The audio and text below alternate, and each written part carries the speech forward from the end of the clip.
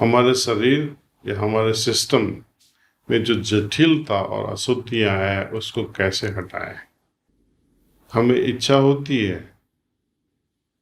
कि हमारा जीवन सिंपल या प्योर हो, वो कैसे बनाएं। चाहे आप काम कर रहे हो या नहीं, जब आप कहीं से भी गुजर रहे हो, यहाँ तक कि बाजार में चलते समय, एक मंदिर में जाते हुए, या आप किसी बगीचे से गुजर रहे हो, या आप किसी मॉल में जाते हो, या आप किसी मृतक के परिवार से मिलने या अस्पताल में जाते हैं, मेरा मतलब है कि इन सभी जगहों पर आपके पास करने के लिए कुछ भी नहीं है। आपके पास करने के लिए कुछ भी न हो, फिर भी आप चाहें या न चाहें, उस जगह के वातावरण के अनुसार आपका मन प्रभावित हो जाता है।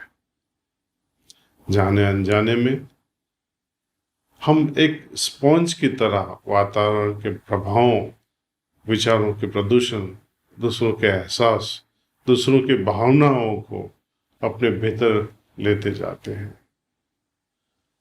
हम अनजाने में उन बातों को अपने मन में जगह दे देते हैं,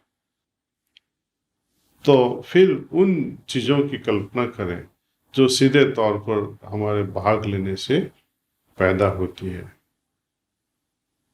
मान लें कि किसी के साथ आपकी तकरार हो गई और उसके कारण आपके दिल और दिमाग पर उसकी छापें पड़ जाती हैं।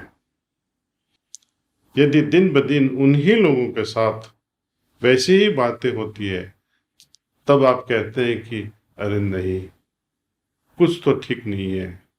मैं एक तरह से अशुद्धियों जैसे बाहर से बोझिस महसूस कर रहा हूँ, यानी संस्कार जो अच्छे भी होते हैं और बुरे भी।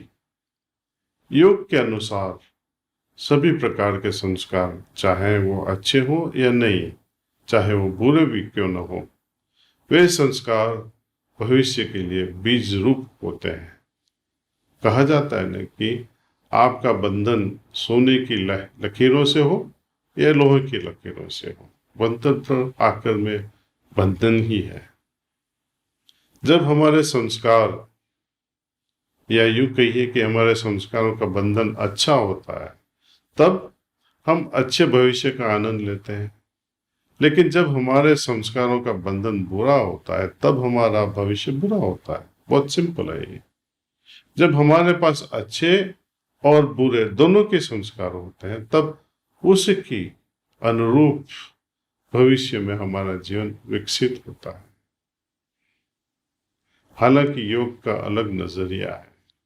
योग कहता है, मैं अब कोई भावी जीवन नहीं चाहता, मोक्ष चाहता हूं।